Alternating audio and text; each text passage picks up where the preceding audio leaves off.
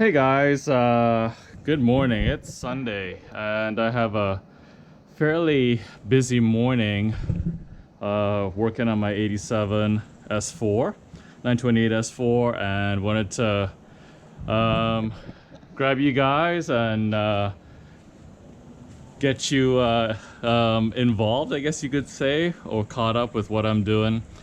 Um, Houston just missed being pummeled by Hurricane Hanna, which hit South Texas, and I hope that my friends and buddies down there are doing okay. I know they're getting a lot of rain and wind, so this goes out to them and sending them my very best positive thoughts and vibes, and wishing everybody well and staying safe. So anyway, here is one of the last big projects for this car that I'll be doing. And today, some exciting things actually. And before I begin, I just wanted to say thanks to everybody that's viewed my videos, subscribed, and sent positive comments and some support. I just reached 1,000 subscribers this morning, and that means a lot. I don't do this for any type of really reward or any kind of incentive other than just to share my experiences and help other owners and keep the passion alive and kind of show some of the things that I do that I enjoy, and keeping the cars running and maintained, and hopefully motivate others like others have motivated me. So just wanted to stop for a minute and say thanks to everybody, and also wish everybody my very best. So today, I'm going to actually, for the very first time on my 87, install the front rubber spoiler, which you see on the ground here in front of me. It's a used piece that I bought from a friend of mine, and he was thinning out some parts. I saw he had a S4 spoiler. My car never came with one, and I always felt like the front of the car looked very incomplete and naked.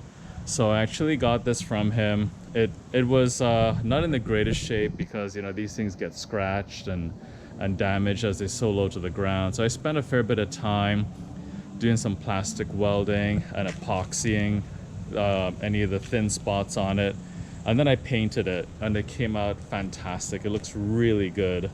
So I'm gonna install it today for the first time. At the same time, here are the new front fender linings. I did the same thing. These were the original ones from 1987 that came on the car, and they were actually in pretty good shape.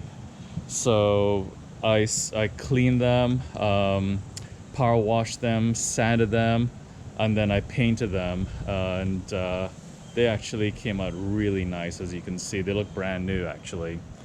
These are actually still available, I believe, from Porsche. So if you do have cracked or damaged fender linings, at least it's good to know that Porsche still sell these and you can get them.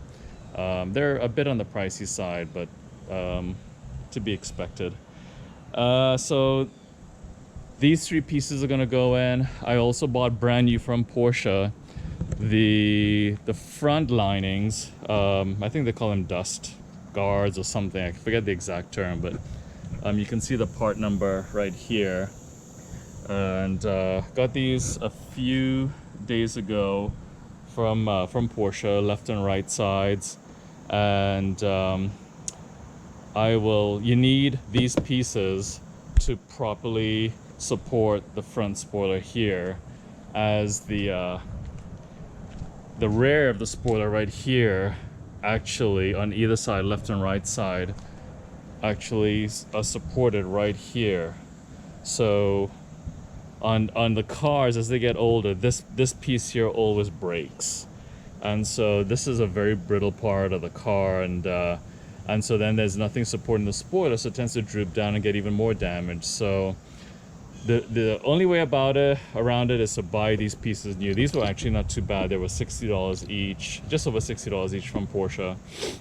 Shipping wasn't too bad, and so these will also go in today. I also made brand new support brackets to support the spoiler. Right here are these holes. So that goes sort of right in front of the oil pan. And then of course all the new fasteners are hardware right here, stainless, from Bellmetric. So put these in as well. And while I'm at it, I'm actually gonna put in a sort of brand new brake pad sensors for the front.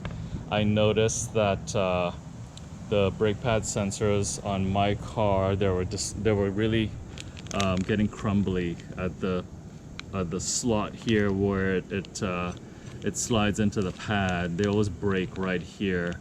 So I bought a brand new pair. So that'll go in today while it's all out. So here's the wheel well, and it looks pretty cool. I spent a whole weekend cleaning and sanding and priming and painting the wheel wells, and then I put in new brakes, as you can see, and then I also painted the calipers, and everything came out really nicely, as you can see. Very pleased with the overall result. And so this is the left side. The right side looks pretty similar. So right here. So here you have it. So once the fender linings are in and the front spoilers in, the car will look really good and nice and complete. So also you can see some new hoses that I put in here when I put it in the brand new expansion tank. So there's a new tank elbow there and some new hoses and clamps. So gonna be a good day, full day. One thing I wanted to mention, and I apologize that I didn't shoot a video, is last weekend I removed the instrument cluster and took it all out.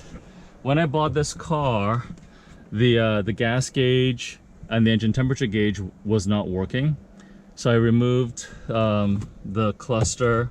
It wasn't too bad, and I apologize I didn't take a video at that time. I just got so involved with it, and having been the first time to actually do that, I got so focused I forgot to shoot a video. So my apologies, but I actually took everything out.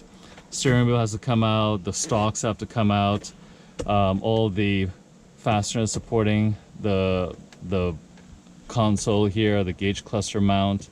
It has to, those of course will have to come out. The whole cluster then will swing down towards your lap once you're sitting here, and the cluster will come out. And then I went through and I cleaned all the connections on the printed circuit